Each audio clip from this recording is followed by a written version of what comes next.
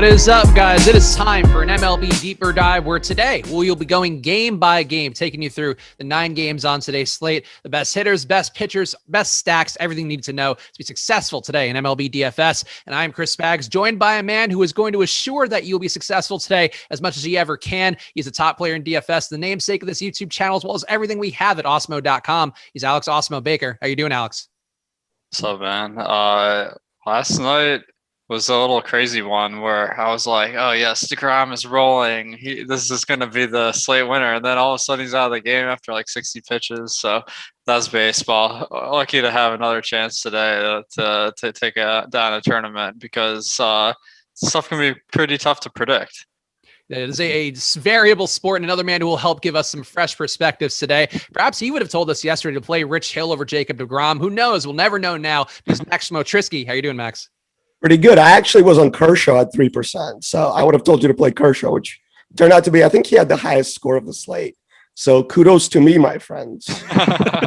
Nothing like that day after victory lap. That's always the best one. We appreciate all you guys being here. Make sure to hit that like button and subscribe. And also check out the ownership projections today on Awesemo.com, because they are our free premium tool of the day. So we reference them a lot throughout the course of the show. We normally do money time on here, but we don't even have to do it today. So maybe I'll still do it anyway for prosperity for the people who can't get on the site. But still, you can all go check out the top 5 owned plays as well as every other play on the slate at our Awesemo ownership projections. Also, make sure you're checking OddsShopper.com or OddsShopper.Awesemo.com. One of the biggest edges that you can find at sports betting is shopping to find the best line. OddsShopper does that for you in real time with real-time updates for the player props, regular straight bets, the futures bets, all of that for you at OddsShopper.com. Go check it out now. The ROI and win percentage tools, in particular for NBA, have been really yielding a lot of great results for people out there. I think one of the more profitable parts of things you will find out there. And that's just, again, great lines, great projections, all that stuff combined into one product for you. And that's all at OddsShopper today. So go check that out.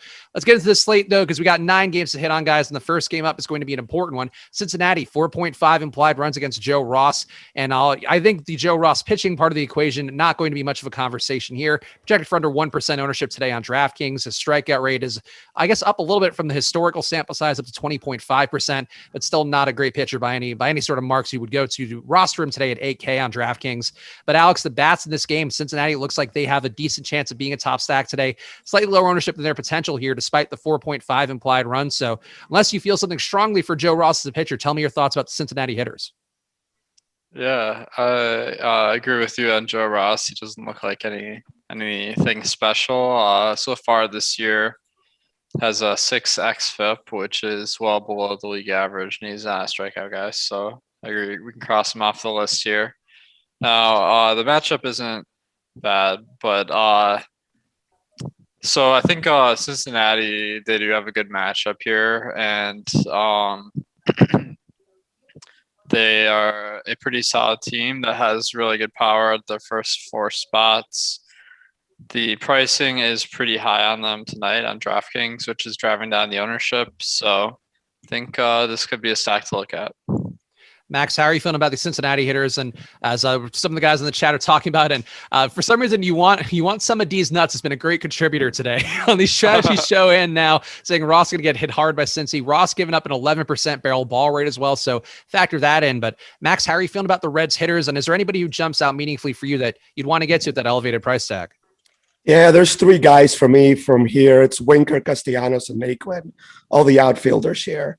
They all have about a 50% hard hit, and their X slugging is in the high 500s, and 613 for Nick Castellanos, which is awesome. Their barrel percentages are like 14%, 11%, which is also really good. So yeah, I don't think I want a full stack here. I would just probably play those guys. Suarez hits the ball pretty hard, but man, 33% strikeout rate and only 30% hard hits, although he does have a 14% barrel ball rate. So you can include him, but those 3 guys are the main guys I want to target. And Suarez, it looks like, will be the highest owned or highest projected owned player from the Reds, hitting that leadoff spot at 4,300, and certainly a fine play, though, as Max mentioned, does have that 29% K rate against righties since 2019, probably a little bit higher in the recent sample size. So one player, if you want to go to the Reds, maybe you take out of your options there, go to the other guys, and you will get not a lot of ownership.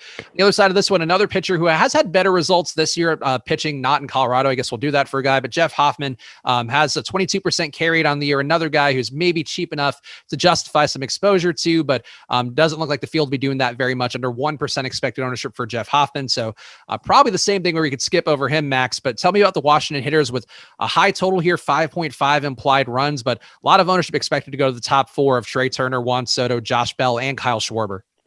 Yeah, it's just tough for me to get there just because of that ownership. The Nats, like, I never see them as like a stack that's just going to blow people away and win you a GPP. They can do well in parts, but you never see like all of them go off at the same time and score like a ton of runs and hit a bunch of home runs. Josh Bell doesn't really hit home runs. He's more of a singles hitter. His launch angle this year is 6 degrees. So that's not something you want to see. Juan Soto actually has a 3.1 degree launch angle this year. So too many ground balls for these guys.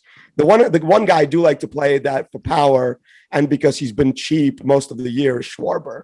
14 degree launch angle, 485x slugging. So he's one guy that I really like to get to. And then Trey Turner, obviously one of the best plays at shortstop every time, but you'll also pay for it with ownership. Alex, are you seeing anything that you would want to get to with Washington? They do have a high potential to be a top stack, but there's a big enough slate where they might be high enough owned that I think you can justify, or you might justify based on how I know you like to play some of these MLB slates, might justify a little bit less ownership that way. So give me your thoughts on Washington, and are they a priority for you on the slate?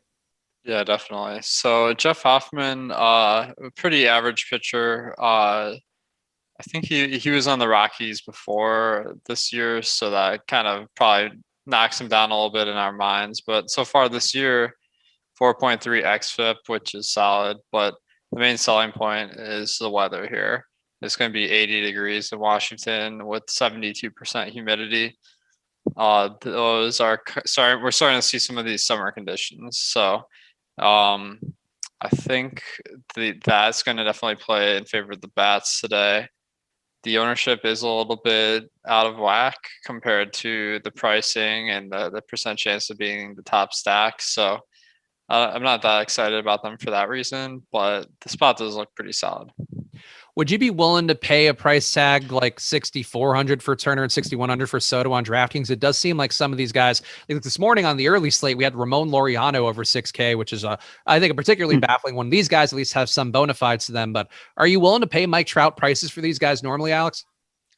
Yeah, I think so. And Turner, I mean, like just seeing him, he's like such a small dude. It's almost like incomprehensible how he has a 222 ISO and he steals bases like he's one of the best in the league. So just a really high upside fantasy player. And Soto, I think, is one of the best talents in the league. Off to a slower start this year with the power, with only 137 ISO. Max, like you were saying, that could be the launch angle, where it's just hard to get extra base hits without a high launch angle. But he does have a long history. Last year, his ISO was 344, so I do expect him to be a little bit higher than what we've seen this season. There you go. So some positive signs for Washington, perhaps, even though they are going to be, again, really highly owned today. Make sure to check out those ownership projections, which are free on the site for yourselves today. Also, make sure you're checking out the Awesemo podcast network, where a lot of these shows, ones like this one, perhaps not making it on there, live before locks as well, but the strategy shows in the morning, those will get on there for you. And for every sport as well, you can get your podcasts fixed for yourself at awesemo.com/podcast. And even added bonus to you guys as well. If you go leave a 5-star rating and review with either your Twitter handle or your email address, you'll be entered to win a free week of Awesemo Plus Platinum, and they give those away every single Friday. Then just reach out to you guys and give them away with that. So leave a positive review on the podcast, but subscribe, give them some likes, give them some love, and check them out for yourselves if you are a little bit low on time on the YouTube front. Let's keep going through here. We got Toronto, 4.3 implied runs against Domingo Germán. Germán's strikeout rate this year down a little bit to 23.5% compared to 25.2% since 2019. So maybe a little bit of an uptick you could expect from him in the future. Not a great projection, though, in this spot going against a Toronto lineup that has a 179 ISO on the year against right-hand pitching. Germán projected for 1% ownership. Max, you see yourself going to any Germán today, given the really lofty price tag, borderline ace level price tag for Germán, given the fact that he is just got that 1% ownership on him? Yeah, I don't think this is a play I'm going to make like I did with Kershaw yesterday. He was underpriced for his spot, but his strikeouts are picking up 16% swinging strike, then 12 and 12 last 3 games. He's really starting to look like the pitcher we all saw before he got in trouble for, that thing that he did that allegedly. Anyway, but his fastball is back to 95 miles an hour. He's a good pitcher, but this Toronto lineup is just too good for me to really put him up against. Plus, it's like super hot in New York. The wind is blowing out. I mean, the stadium plays like a bandbox sometimes when it's really hot out in the summer. And, Vladdy Guerrero doesn't really strike out. Teoscar doesn't really strike out. All these guys have a ton of power. Just not a spot for me to pay up for him here, even at 1%. Max, do you like the hitters a little bit more than? I feel like we could kind of cover both bases here. Yeah. We're not into Herman, but do you see the hitters being able to get him given the fact that he has pretty low 1.1 whip for himself on the year? Yeah, I mean, he's been really good. Like, I can't say anything about him. The ground ball percentage is 43% versus righties. He's going to face mostly righties here, and 58% versus lefties. So I do like all these righties against him more than I would if he had a bunch of left-handers that he had to go up against. So I do like the right-handed batters, 35% fly balls, only 29% hard hits given up versus righties. But, I mean, they don't strike out, and you don't really need to hit the ball that hard to get it out here at Yankee Stadium. So 4.4 run total for Toronto. We have them projected for only 4% ownership and 6% of being a top stack. Actually 2% ownership. So I always like to see a positive leverage score in our top stacks tool. Alex, how are you feeling about this spot? Are you willing to get to any 1% Herman with your projection for him not looking best, or the Awesemo projection for him, not just you? Obviously, we have a team of data people working alongside Alex every day, so keep that in mind too. But Herman definitely not projected well. Toronto's bats projected a little bit better. As Max mentioned, a 7% chance of being a top stack compared to just about 2.5% aggregate ownership. So are you into either side of the equation here? Yeah, I mean, Toronto is a killer lineup. We've seen Guerrero be one of the best players in baseball this year. And I saw some especially interesting Twitter battles last night about whether he or Shohei Ohtani should be the favorite for MVP. So shout out to our boy, Greg. I think he was leading the charge there. Now, the other thing I'm looking at is New York tonight, 75 degrees, 80% humidity, very favorable conditions for bats. So with the ownership being low on Toronto, I think it makes a lot of sense. The X factor is the precipitation. There is a chance that New York has some rain around game time, but right now the risk doesn't look particularly scary to me. So that's something I'll keep evaluating all the way up to lock. So make sure to go on our projections page. I have the forecasted weather risk of each game. So I will just continue updating that the best I can. Yeah, so keep your eyes peeled for the postponement risk. And really, whenever there are any weather issues, make sure to check that out if you are a premium member. Again, the projections. On the other side of this game, we have an interesting player, I think. Alek Manoah is a pretty high draft pick who's been pitching really well in the minors. I had him tabbed at a 40% K rate, which is not the biggest sample size, but definitely had some blowaway stuff. And I think, Alex, seeing the projection that we have for him today gave me a little more interest in him at a really cheap price tag. And he's clearly a guy with some pedigree who's been getting results for whatever he's been doing so far. Not a lot of at-bats with that or pitching situations here for him in minor league baseball, excuse me. But Manoah, Alex, nice projection, under 10% ownership. How are you viewing him on this slate where clearly he can help you afford a lot more at pitching as well as at bats? Yeah, I think Manoah could be just a killer pitcher because he has a 41% K rate through 3 starts in the minor league. Now, one thing to know is that the strikeout rate in AAA isn't like that much higher or lower than MLB. Like people are striking out more than ever in MLB. So I think he could be a 30% K or higher guy, which is a huge baseline, just like with him being a first, this is his first MLB game. So the other thing I like to see is he only walked 3 guys in those 3 starts. So this is a guy that may have a lot better control than other strikeout pitchers, allowing him to get deeper in the game. The only negative is the Yankees lineup today should be very strong. So strike out a little bit, but the run production from the Yankees could be pretty high. So it's all going to depend on whether he can dodge some of those runs. Max, how are you feeling about Manoah? Are you willing to go to him today at a reasonable price tag? But again, as Alex mentions, it's a tough matchup here going against the Yankees with a 5.2 implied run total for him. Yeah, if the weather cooperates, I'm going to be all over this guy. The Yankee lineup doesn't really scare me that much outside of Judge. They don't strike out much, but there's just not a ton of power throughout this lineup. We're used to seeing the Yankees lineups being like insane power lineups, but we're looking at their barrel percentages. Not very good this year so far outside of Judge and like weirdly Mike Ford and Gary Sanchez. But those guys also strike out a lot. So yeah, I don't think there's a lot of risk with a 4.8K pitcher, to be honest with you. Like if he gets you double digits, he's happy, you're happy, and he's ahead of the curve. Plus, there's not a ton of pitching on the slate where I'm like, oh, I have to have that guy. So yeah, I think I'm going to be all over Manoah if the weather stays the same as it looks without the rain shortening the game at any point.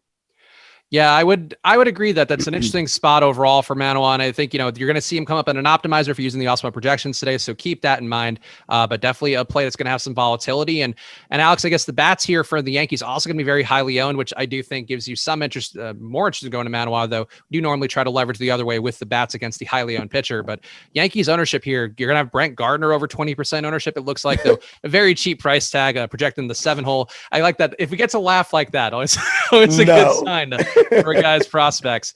But we have some other guys here. Luke Voigt, a little more reasonable projection for him at 18% ownership for him.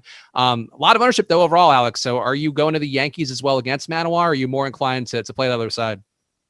Well, I mean, facing a rookie pitcher in good batting conditions is hard to not recommend the Yankees, but I do think that of the stacks we talked about so far, it may be prudent to go to at least the last game we talked about, which has better weather. And I think that Manoah, I mean, he's been really killer in his minor league starts. There's only been 9 so far in his career, so it's hard to know what to make of it. But I think he might be a good pitcher. Yeah, and a lot less ownership going his way. So if you do not, if you find yourself playing less Yankees, probably a good idea to play a little more Manoah. And then if you do find yourself playing more Yankees, then maybe you still get some Manoah anyway, because he's very cheap and going to make things work really well for you. Next game up, we got Atlanta, 4.8 implied runs against Nick Pivetta. Pivetta, another pitcher who's been pretty markedly improved so far this year, up to a 25.4% K rate from a historical 2019 sample, 22.6% K rate. Also, the batting average has been down, though. The xFIP, 4.4 xFIP, not that far off his longer term 4.6 xFIP for himself.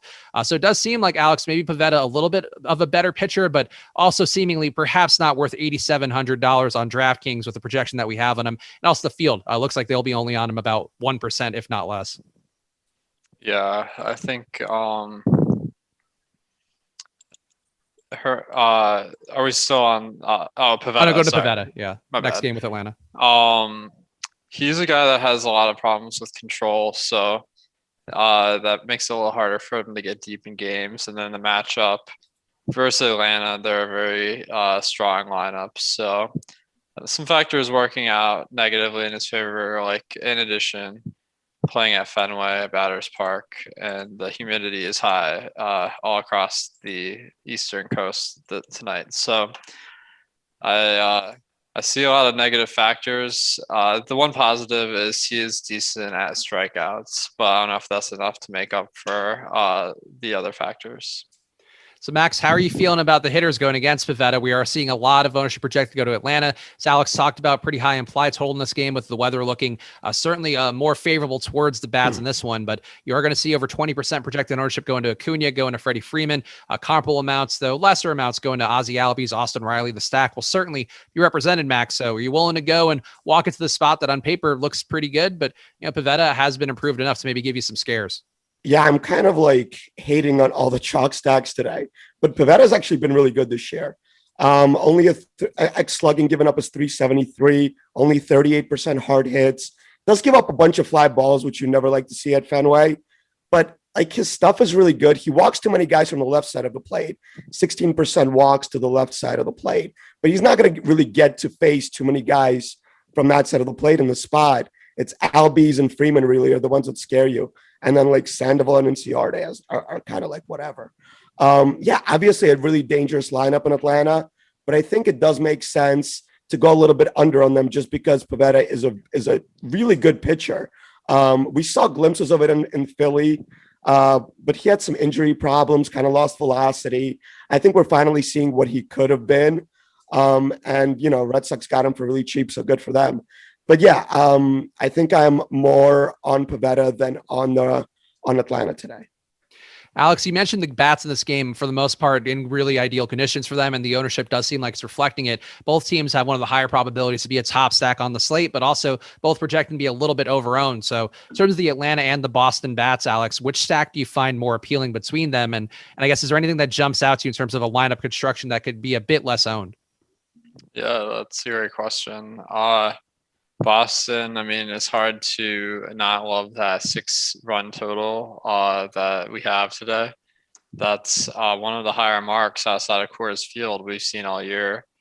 And it's a little surprising that it's coming against Smyly, because you rewind just 1 year and he was outstanding, but this year so far not been very good. So I'm perfectly happy taking some shots in Boston. In addition, there are some lineup construction advantages where some of the guys in the middle of the order are going to be lower owned than some of the value plays. So you can take advantage of maybe stacking the team in a way that you box out some other people. Atlanta also looks solid. They're the road team, so they get that extra inning if they're rolling. And they look like a great lineup today, like 25% more extra base hits than your typical team in the lineup. So I like them both. Max, how are you feeling about the Boston side of the equation, where we do have some quality hitters? JD Martinez always been a lefty masher, 349 ISO going back to 2019 for him against lefties, and Smyly certainly no stranger to giving up power with a 231 ISO for himself since 2019 against right-handed hitting. But I feel like Martinez, Bogart certainly jump out. Bobby Dalbec's also gotten really good results in a much more limited sample size against lefties. But Max, are there any batters for you that you would really want to target here for Boston, whether it be for ownership reasons or for the upside? Yeah, I mean, Smiley's exactly the guy I like to stack against. 516x slugging, giving up 49% hard hits, and a launch angle of 16.5 degrees, which is, right where you want the launch angle to be for line drives and home runs. So yeah, Boston by far my favorite stack. I would actually skip Kike Hernandez because I think he's going to be really highly owned, and play like Dalbec, as you mentioned, and Renfroe, and even including Devers into that, just because I don't think Smiley's long for this game, and Devers can also hit left-handers pretty good. So you don't want to skip one of the best hitters in the lineup just because it's a lefty-lefty matchup. Makes some sense. And I'm going to assume we're not going to have much in the way of Drew Smyly exposure. So I'll save us a little time on that one and say probably not the best idea to play old Drew. Also against a Boston team that strikes at a 19% clip against lefties. So really the worst possible combination of factors for Drew Smyly today. Next game up, and guys, hit that like button if you can. We appreciate that a bunch here. Obviously the MLB, we need that extra love right now with the NBA taking up so much of people's attention span. So help us out. Hit that like button and make sure to subscribe to the channel as well to check out all the content we have going all day long across all the sports. So something for you. If you're playing a DFS sport, if you're betting out there, we're going to have some show that's going to spike your interest. So make sure to hit that like button and subscribe. Next game up, we got Cleveland, 4.6 implied runs against Jose Urena. Urena has found a way to be even worse than his historical sample size, down to a 15.5% carry at 273 batting average allowed. Also, I guess, been getting unlucky in the way that he is always unlucky with a 320 BABIP this year, 310 BABIP since 2019. Another pitcher I think we could just take off the slate too, with Urena projected for under 1% ownership and a price tag that's just a little bit lofty for even what he's doing. But Alex, the hitters for Cleveland also looking pretty good in this spot, going against Urena, who doesn't have great stuff. The ownership looking lofty, but the price tag's a little better on Cleveland. So how are you handling the Indians? Yeah, I mean, Urania has always been a guy we like to target. And the conditions aren't quite as good in this one. I should mention the temperature of 78 is nice, but the humidity of 43, not nearly as good as the previous games on the East Coast. So, but the matchup should make up for that. And the pricing on Cleveland is really cheap, so it makes it really easy to get to the stack. So I think they're definitely solid.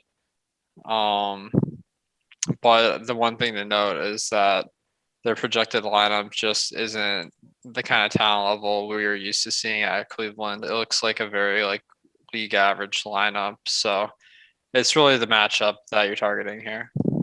Max, how are you feeling about Cleveland? As Alex mentions here, the bottom of the order does get a bit uglier with guys like Josh Naylor, Owen Miller, Jake Bowers, Austin Hedges. None of them really particularly great against right-hand pitching. But are you finding the Indians to be a stack you want to get to? And are buying in on the chalky? Looks like Eddie Rosario is going to be almost 25% owned on DK.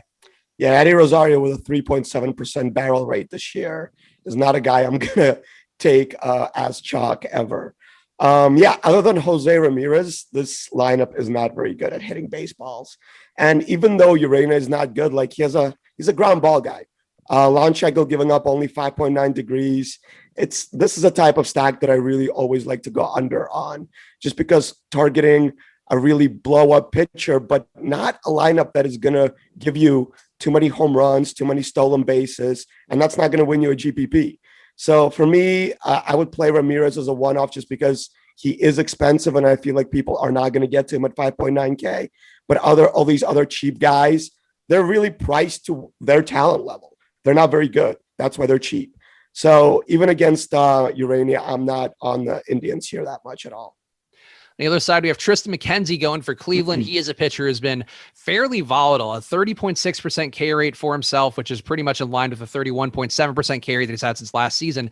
But the whip is up to 1.7, xFIP up to 5.5. His launch angle, which I'm curious to hear Max's thoughts on, a 28-degree launch angle for him. So I guess that ball's just going straight up and out of the park every time it hits, a 19% barrel ball rate. But the talent's there for strikeouts, Max. So tell me, I'm curious your thoughts, because I know this guy is so intriguing in terms of him grading out poorly according to some of the power and approach stats that you look at, but the strikeouts are there.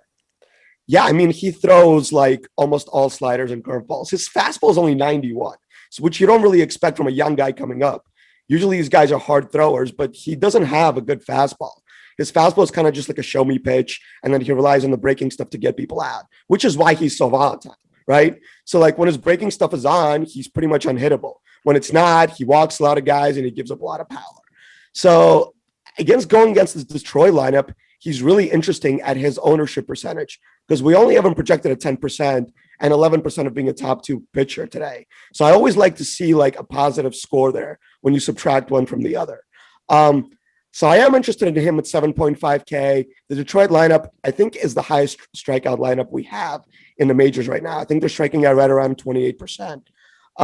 Also, not a lot of power in this lineup going up against him. And the weather is not as good as Alex mentioned in some other spots. So I am interested in Tristan McKenzie here in GPPs. Definitely not your cash play, but I do believe he can give you a score to win a GPP today. Alex, are you buying it on McKenzie here? Because there's a world where you could put McKenzie with Manoah and basically afford all the 6K bats. And that's certainly a fiefdom I wouldn't mind having control over. But McKenzie, talked about the volatility here. So are you buying it on the positive parts of the volatility, or I guess just how are you playing it overall? So I think a matchup versus Detroit can make any pitcher look pretty good. McKenzie's intriguing, like a really young guy that, as Max was saying, he only has a 91.5 mile per hour fastball, which he throws like 65% of the time. So that's it doesn't sound great, but his game is really the breaking stuff, I guess. So the problem is he can't find the strike zone. He's walking 20% of guys, and that is limiting the number of innings he can go. So if he can just if you get lucky and he doesn't walk very many guys today, then he could get a really good score based on his strikeout percentage. So I think quintessential like strong GPP play where it's just like super volatile. And the strikeout percent gives them big upside. Are you willing to go to the Detroit hitters, Alex? They do look a little bit actually a little bit over-owned according to the top stacks tool, though. As a value stack, they certainly can open up some things if you are paying up more a pitcher or for your other stack, the bats and that. But are you willing to go to Detroit here, given what the volatility that we just talked about? Get down with some Detroit for sure. I mean, they're dirt cheap. The ownership's not super high, and the matchup is good. So it's really playing those factors more than the talent level, which is somewhat lacking. Of their 9 batters today, only one is has a positive ISO compared to the league average, Akil Badu. All 8 other guys are either average or below average. So just a really underwhelming lineup.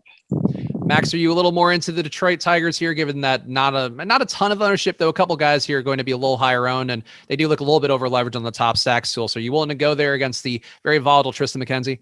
Yeah, for me, it's just Badu, really. Like Alex mentioned, 13.8% barrel rate.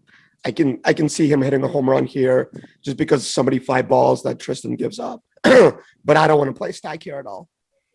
All right, that's a reasonable take here. And we're at the halfway point of the show. So, Tyler, let's do a quick run through money time. And we can remind everybody as well that the ownership is free today. So I'll turn the hat, and that means that time for you as well to go play along at Awesemo.com. And Alex might even put a hat on himself. Oh, Max has the hat. He doesn't need to put it on. You wore it one time, and you probably got enough joy out of that, I presume. That's right. Keeping it on the back, though, I feel honored to have the hat in the background, though. That's what love is amongst show hosts and their teammates on there. But we got DraftKings top 5 here. Herman Marquez, number 1 projected owned player. Haven't gotten to him yet, but 48% ownership expected his way. Tyler Glass now number 2 at 46%. Number 3, Eddie Rosario, guy we just talked about, rounded up 24%. Number 4, Marcus Strowman at 23%. That's an interesting one. Alex Dickerson, number 5 at 23%. On FanDuel, top 5 owned plays. And again, these are also free for you today. So go check them out for FanDuel, for DraftKings, for Yahoo. They're all available. Number 1 on FanDuel, Juan Soto at 34%. Number 2, Trey Turner at 33%. Number 3, Tyler Glasnow at 32.4%. Number 4, Freddie Freeman at 30%. And number 5, Eugenio Suarez at 29%. So there's your FanDuel ownership and your DraftKings ownership. And you guys can go check those out for yourselves today. I'll actually drop the link in chat to make it as easy as possible for everyone out there. But there you go. All right, cool. Let's keep it going here. We're making good time. We got Colorado. So now we're getting to the chalk. Colorado, 3 implied runs against Marcus Strowman. And Marcus Strowman at 9,200, pitching 5 innings per appearance so far this year, but still the same 20.3% K rate. That's actually a little bit lower than 20.5% K rate he's had since 2019. Is doing pretty well in terms of run prevention. It looks like a 3.5 xFIP, 1.1 WHIP. But Alex, Marcus Strowman at this much ownership, I kind of don't get it at the price tag. Like, I know that he does project to be a fairly safe play because he keeps the ball down, but the fantasy upside just doesn't seem like it would be there with the strikeouts that he doesn't get. Yeah, it's crazy to see. Like, New York isn't even that big a favorite in this game, which is, I guess it's a testament to Herman Marquez on the other side more than anything. Both of these teams are pretty underwhelming with their lineups. The conditions are favorable for bats to some extent, so it is a little bit surprising that the over-under in this game is only 6.5. But Strowman's really not a high upside guy, a 20% K rate so far this year.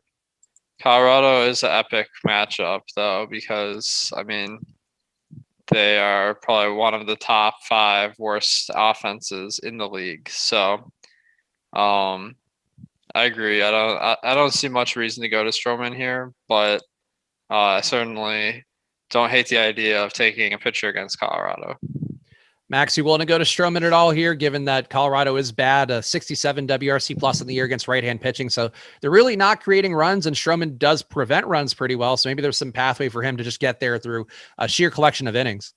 Yeah, but like, how much does he really need to pitch for you? Like, he needs 8 innings and like 5 strikeouts and 1 run to get there at 9,200. And he has to beat all these other guys that actually have a strikeout upside. So like, for me, it's a guy I just never play. I just don't think it can win you a GPP.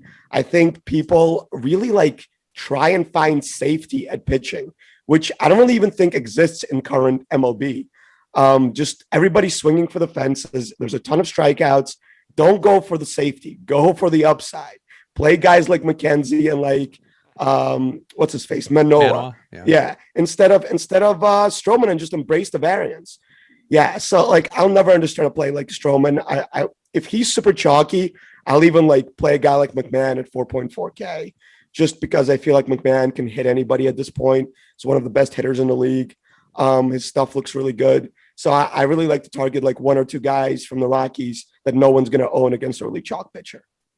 Alex, do you feel similarly here? Would you go to any Rockies? It does look like they'll be completely unknown on the slate, like not a single guy projected for anything at all on the seam. So is that one that you'd see yourself getting any exposure to, given what we just talked about with Strowman? Yeah, the hilarious thing is they price these guys like they're playing at Coors Field every game on DraftKings. So that is cheap. Yeah. They're like the worst team and they have high prices. So that's a no for me. Let's keep talking about the other pitcher in this game, Herman Marquez, who, as I mentioned a few minutes ago, 48% expected ownership on DraftKings, will be the pay down option of the day. $6,700 price tag for him, does look decent, but he's been giving up more walks and hits this year, up to a 1.6 whip. The 3.9 xFIP is pretty much in line with his career, or his 2019 average, 2019 sample size, rather, rolling average. 260 batting average, maybe getting a little bit unlucky with a 340 BABIP, but nice projection on him, Alex, but it does seem like there's a lot of ownership going to Marquez, and you can go some other lower owned directions that we've already talked about that could have a similar median projection. Yeah, I mean, Marquez looks very high owned today, and it is for good reason. I mean, he's super cheap, and the matchup for the Mets, I mean, we talked about how bad some of the other lineups are, but the Mets actually look like they may have one of the worst lineups on the slate today, depending on if the projected lineups are accurate. So I'm seeing below average ISO, below average getting on base, above average strikeouts. And then Marquez, he has been a solid pitcher, like even playing in Coors for the past few years. So I definitely think that he's one of the top options today. Max, how are you feeling about Marquez? Lofty ownership for him, but he has been pretty good at all the things that I know we like to talk about in here. Low barrel ball rate, low launch angle, so he's keeping the ball down pretty well. And as Alex pointed out, playing a Mets team that's really a shell of what they could have been this year. Yeah, I mean, my flow chart for Marquez usually is if he's high owned, don't play him. If he's low owned, play him. So I don't know if I'm going to stick to that just because the Mets lineup is so bad. Brandon Drury, like Cam Maben, all have really high strikeout rates. They have James McCann batting third. Yeah, I mean, other than like Francisco Lindor, it's like lineup is pretty awful. And he's way too cheap. They're pricing him like they're playing the Mets at Coors. Yeah, it's tough to get away from this chalk. This is probably the only chalk that I would consider eating, but I'm still advocating going to some other of these guys around that price range that are going to be lower owned. So we got a next game up here. We got some more chalk pitching to talk about. We got Kansas City, 2.8 implied runs going against Tyler Glasnow. Glasnow on the year up there with all the elite pitching that we talk about from show to show, but and certainly better than some of the pitching that we just talked about. A 36% K rate for Glasnow on the year, 2.9 xFIP for him on the year. The whip under 1.97 whip for himself, and he's going against a team that does strike out about league average, I guess a little bit underneath it, 23.1% K rate on the year against righty pitching. But Alex, this spot for Glasnow, he's been really fairly reliable throughout. He's at a reasonable price tag by some of what we've seen recently with some of the other studs with similar K rates. So in this spot for Glasnow, you will need the chalk at 46% ownership expected on DraftKings. Yeah, I think I like Glasnow, but I'm not overly going to go out of my way to fit him in. So I do like the matchup versus Kansas City as far as like they don't have a great lineup, but they also strike out about 10% less than average. So I think this might be a little bit worse than it seems on its face for fantasy. But Glasnow has been fantastic, 36% strikeout rate so far this year. And the thing I like to see is he has been going deeper in games. His pitch count on a lot of days is 100 or higher, which is a little bit more rare these days. So I think he's a very solid option, but this is all about, do you want a pitcher at that price point? Max, how about you? Do you want a pitcher at this price point? It's going to be pretty lofty, and with a large portion of the field, almost half of your friends at tournaments today will be playing him, but certainly the logic does seem to be sound and why they're going there. Yeah, I mean, for sure. The only problem is Kansas City doesn't strike out, like Alex mentioned. They have two guys in that lineup over 20%, and it's Sal Perez and Soler, and they also hit the ball very hard. There are some red flags with Glasnow this year, giving up a 47% hard hit so far this year and a 14-degree launch angle. It doesn't really tend to hurt him in Tampa just because the park mitigates home runs so much. But it did hurt him on the road last game against Toronto where he got smacked around pretty good. So, yeah, I don't know. I think I'm more willing to play some of these other guys, like the more volatile options than Glasnow. I definitely think he's a good option today in the spot. but I don't expect them to have as much upside as we usually see just because of this Kansas City lineup.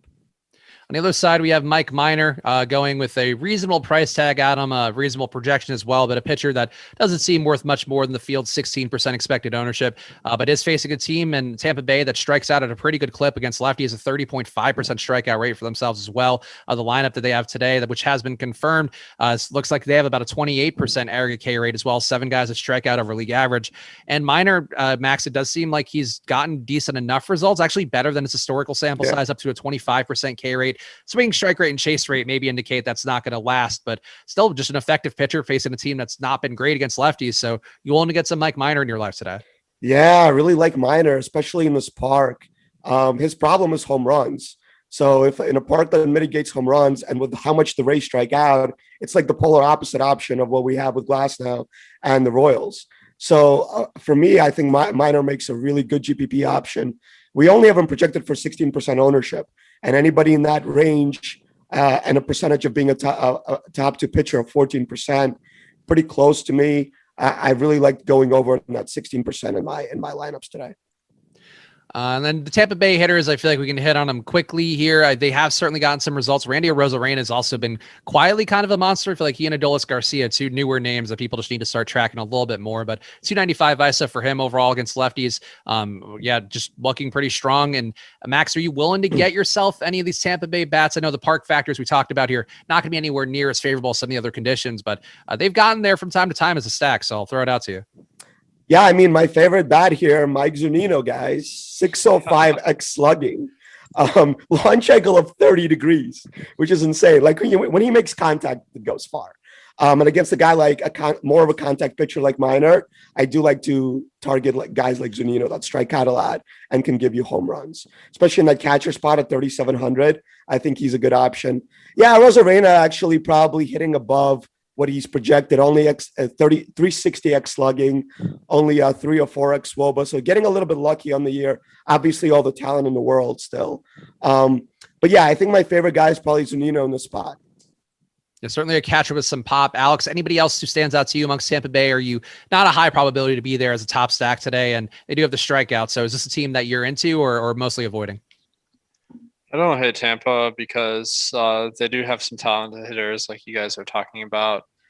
But I lean more towards Minor because of the conditions and the fact that his ownership is a little bit low. This is a guy with about a league average strikeout rate, which is good these days, and the matchup's good for strikeouts. Conditions at Tropicana are always favorable for pitchers, especially this time of year compared to the rest of the games. And I will mention Minor on Fanduel at 7,200 is a lot cheaper than Draftkings. So I think if you need to spend down on Fanduel, Minor could be the guy. All right, next game up. We got 3 games left to hit on. Hit that like button, guys. Help set a bunch as we're going to make some good time down the home stretch. We got Luis Garcia, 29% K rate for himself this year, pitching a little bit over 4 innings per appearance. So hopefully those numbers could start to come up a little bit more. Price tag does seem like nobody's going to be there going against a Dodgers lineup that even a bit weakened here still has enough guys that are not going to provide a lot of strikeouts, could provide some dangerous power going the other way. And it does seem, Alex, like based on the projections that maybe the Dodgers stack more appealing than Garcia, but it could be a spot where both sides maybe don't have the highest upside because of going against each other. So do you have any interest in the Dodgers bats or Luis Garcia? Garcia is in a very tough spot here because the Dodgers have one of the best lineups in baseball and they don't have many strikeouts. So I'm just crossing him off pretty much. The Dodgers, yeah, I agree. Garcia hasn't been a bad pitcher. His xFIP indicates he's gotten a little lucky on earned runs, though. So not particularly scared off either. So with the Dodgers, it looks like they're low owned. They are quite expensive, so you're going to have to go to some good value pitchers. But I think we got at least 2 on today's slate that you can do. So I think it's worth spending up on them a few times. Max, are you feeling the Dodgers here at all going against Luis Garcia, who does seem to give up a pretty generous launch angle of 20.7 degrees on average? So maybe some more pop that you're seeing here. What is this lineup for the Dodgers? I mean, Gavin Lux is batting 5th. Yoshitomo Tsutsugo batting 8th. Sheldon News batting 9th. I mean, I know they're not used to fielding 9 guys usually. They have a pitcher going in the NL, but I don't know. This lineup just seems bad to me. and at 0.1% owned. I don't know. Luis Garcia has a pretty nice strikeout rate. Outside of the top 4 guys, the Dodgers don't scare me here. I think I'm going to take more than a 0.1% shot at Garcia in the spot. Yeah, definitely no Dodgers for me outside of like maybe taking a shot on Muncy or Turner. But I am intrigued by Garcia with this Dodgers lineup. On the other side, we're going to have Trevor Bauer going, and he's actually a little bit cheaper than Tyler Glass now because of the matchup against Houston, who on the year striking out at just an 18.7% clip against right-hand pitching. This lineup that they have confirmed now for today looks like they strike out at just about a 20% clip. And Max is a spot where it's kind of an immovable object in Bauer with a 36% K rate against Houston with their unstoppable force of not striking out. So are you willing to get to Bauer today on a slate where he'll be less down than he normally would be because of all the alternatives out there and the tough matchup? You know, I just think this is a huge slide by DraftKings against Kershaw, pricing him at 8K and Bauer at 10.2K in the same exact matchup. Their stats are not that dissimilar, I got to tell you guys. So, yeah, Bauer is overpriced for me at 10.2K going against a team that really just doesn't strike out. They have one guy that strikes out at 27% and one guy at 32%. The rest of the lineup is way below league average, and they all hit for power and average. So I'm not that interested in Bauer, especially if he's going to be 20% owned. If for some reason that ownership comes down, and I suggest you guys refresh that page as we run it further down, and he comes in at lower ownership around like 15-10%, I'm definitely going to take some shots. But at 20%, I don't know how much upside he has against the Astros here. Alex, are you on the same page, or are you feeling a little bit stronger for Trevor Bauer? He is projected to be played by about a fifth of the field today, but still in a tough matchup. And the Houston side as well, give me your thoughts if they're appealing to you at all as bats, because it looks like they are completely unknown on this slate. Yeah, Houston has a very solid lineup, and they're the toughest team to strike out. So that's definitely a knock against Bauer. Now, I'm really framing this in whether I'm going to choose Bauer or if I'm going to choose Glass now, if it's between the two. So Bauer goes a lot deeper in games because of his better control, and he's also had ridiculous pitch counts. I think in some games recently he like went 120. Let me pull it up real quick. His last game he went 126 pitches.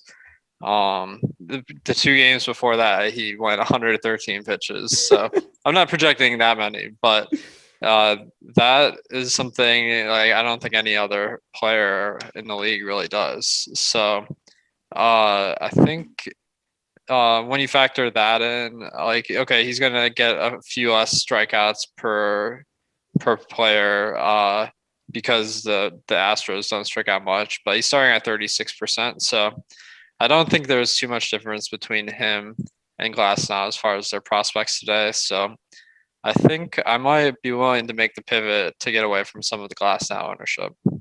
All right, so there you go. So that is a very obvious pivot to get to today with a bit less ownership. So keep that one in mind. Let's talk about the next game here. 2 games left on the slate. So smash that like button, guys. We're picking up momentum for the home stretch. We got Milwaukee going against San Diego, 4.1 implied runs for San Diego going against Eric Lauer. Eric Lauer giving up a 270 batting average. Hasn't faced a lot of batters so far this year, only 65. But a 3.1 xFIP for Eric Lauer just seems odd, as does a near 25% K rate for him. Still giving up a lot of home runs. It looks like it is very limited sample size thus far. Facing a San Diego team that's going to give anybody some trouble, but I think especially Eric Lauer should have some trouble. They have been hitting less for power, though, against lefties on the year with only a 126 ISO. So, Alex, give me your thoughts. Does San Diego or Eric Lauer stand out? Because it kind of seems like this is not really the best situation for either side. No, yeah, I think you're right. This could be a Manny special to cite our old friend there. So, I think the conditions in this game just aren't that good for bats. 65 degrees in Milwaukee, 60% humidity. So that is a significant downgrade from the East Coast games, which is the main factor because San Diego's lineup actually is pretty good. Been running a little cold this year with extra base hits, looks like, but one of the more talented teams in the league. But they're extremely expensive today, like compared to their chances of being the highest scoring stack. They only have a 4.6 team total today. So that's like a full run lower than some of the other teams on today's slate, and the prices really don't reflect that. So I guess you could take some shots, but it really looks like you're not getting much bang for your buck there. Max, do you see any San Diego or Eric Lauer for yourself in this spot? Yeah, I hate Lauer. But San Diego becomes really cheap when you play Manoah and Herman Marquez in the same lineup. So you can definitely afford them then. Yeah, for me, it's probably like Fernando Tatis, and that's it. I really like him at 6.5K in the spot. Lauer is the type of guy that does strike out about average, but slugging of 560 given up. I really like that. Yeah, just a guy I would like to target for home runs. The thing with San Diego is they're stealing so many bases this year. I mean, we kind of saw it last year, but even yesterday, like they were a really good stack against a really good pitcher just because they stole, I think, 6 bases. So you mix in some extra base hits. They don't really need too much to get there. So I wouldn't like go against the Padres stack in the spot with them projected at only 2% owned today. So yeah, for me, I think no Lauer, definitely intriguing in Padres just because they're going to be unowned. On the other side, we have Chris Paddack going against Milwaukee, 3.9 implied runs for the Brewers in this spot. Paddack on the year, not looking good. Strikeout rate down to 22%, actually a little bit under that. Giving up less in the way of home runs, a 1.9% home run rate, but everything else looking worse, giving up more walks and hits. The xFIP has been flat around 4, but still for the most part, does seem like maybe Paddack not quite evolving into the pitcher you'd like to see. But the price tag has come down enough where maybe, Max, you might be into him. But give me your thoughts on Paddack and if he's in play at all for you today. I am into Paddack, and I don't like it. The 15% swinging strike rate last start was really encouraging. Yeah, the fastball velocity looks good at 95. He started the year off around like 93 and a half, 94. So that's picking up, throwing his change up a bunch. Yeah, I just think this is a good spot for pitching. Just because the park is good. The weather is not as good as in some other spots, and he's cheap. And the Brewers do have some strikeouts in that lineup. So I'm willing to take, I think, a shot at the talent here. And I think Paddack is a really talented pitcher that we did expect a lot from coming into the year. He hasn't shown it yet, but I'm willing to chalk it up to a little bit, maybe some injuries here and there and some bad luck. So Paddack is just the type of guy I would like to take on based on talent. Alex, do you like Paddack at all for yourself, or do you like the Brewers stack? I feel like the Brewers stack not having the highest potential to be a top stack today, probably good reason why they're going to be very low owned. But Paddack, do you see any interest for him with about 10% of this field expected to be on him? The matchup is solid, and the park conditions today should be good. Milwaukee only has a 4-team total, which is pretty low, but the strikeouts this guy has are not that exciting. So I feel like he's in the mix because he has low ownership, but it might be a last guy in kind of situation for me. All right, and our last game on the slate. So make sure to hit that like button if you haven't yet. We appreciate it a bunch. Got the Giants getting 4.6 implied runs against Merrill Kelly. Merrill Kelly been a 20.7% K rate guy this year. That's right in line with where he's been since 2019. Giving up more in the way of batting average, though, up to a 268 batting average. And perhaps you can make the case he's been a bit unlucky for the 310 BABIP compared to a 290 BABIP since 2019. But either way, Kelly's stuff not that good. Weirdly, he projects to be 12% owned. So one pitcher I wouldn't mind going a variety of directions we talked about on the show. But the Giants hitters as well, worth pointing out, they have been hitting pretty well against righties on the year with a 180 ISO for themselves, striking out a little bit more than you'd like to see with a 27.7% K rate. Alex, do you like Merrill Kelly at all at his ownership, or would you prefer to go some Giants bats? I mean, I think he's overowned today, like you're saying. I don't really understand why he's being projected to be high owned. It looks like maybe I'm just under on the strikeouts today because I see that the line's 5.5 some places. I have him at 4.7. So anyway, the Giants are projected for 5 runs today. So that's not a very good indicator either. He's not a great strikeout pitcher. I just don't really see much reason to go for him. Max, you see any interest in Merrill Kelly and his 10%-ish ownership, or are you wanting some Giants bats, or do you not want any part of that side? Now, the pitcher ownership has been weird this year. Like, people are playing these guys for some reason. I think he's unplayable. Like, it's the roof's open, right? 92 degrees in Arizona. And San Fran is really good. Like they have 1 through 6 is very, very good. So yeah, I would definitely like some giant stacks here. Longoria is hitting really well this year, slugging of 564. Buster Posey slugging of 580. Both of these guys have found the fountain of youth, or I don't know, maybe the Balco is opening back up in San Francisco. So it's one or the other, but yeah, give me all of the San Francisco bats today. Yeah, a lot of ownership going to Alex Dickerson, as we talked about during the halfway point of the show. But for the most part, these guys largely unknown. Even Buster Posey, 14% ownership. But that's pretty reasonable given the fact that he has been certainly doing some of what Max is talking about there. Nelson Cruz is good stuff, as we like to call that. Yes. Johnny Cueto on the other side, he is a pitcher who's going to be entirely unknown, probably for good reason, a 20% K rate. Though, honestly, Johnny Cueto looks just as good as Merrill Kelly. So if you're a person out there playing Merrill Kelly, look at Johnny Cueto. Give Johnny Cueto some love, too. That's the main thing I'd say. But Alex, any Johnny Cueto for you? Well, the Diamondbacks aren't very good, but Cueto, I think he just hasn't been getting great pitch counts recently, which is surprising because in past years he's been a guy that goes 100, but he's the last one wasn't bad. He went 89 before that, 72, 64, 68. So I just don't know if he's going deep enough. Max, any Cueto or Arizona bats for you? It is still a spot where maybe Arizona's hitters can get something going, but I'm going to assume you don't have a lot of love for the Cueto side. Yeah, no Cueto for me. Obviously Longoria and Posey are not passing the good stuff over to him, unfortunately. But I mean, the lineup for Arizona is not very good. I'm interested in Pavin Smith here at 3.9K. He's got good expected stuff. And doesn't strike out much, only 17%, puts the ball in play. His launch angle is only 7 degrees, but if he could get the ball in the air, I think it could go really far with the roof open here. So just him and Carson Kelly for me, really, from Arizona. All right, we got a little bit of time left here, so let's do home run picks. And I'm just going to say yesterday, Jordan Luplow did hit a home run. I feel great about that. It wasn't a world-breaking fantasy performance, but just felt good for me and Jordan Luplow to reconnect. But Max, I'll give you the floor first here. You've done a great job today, so I'm going to reward you. Thank you. First home run for yourself. I will take Bobby Dalbec to take Drew Smyly deep. I was looking at Boston too. Alex, how about you? Who do you want for your home run pick?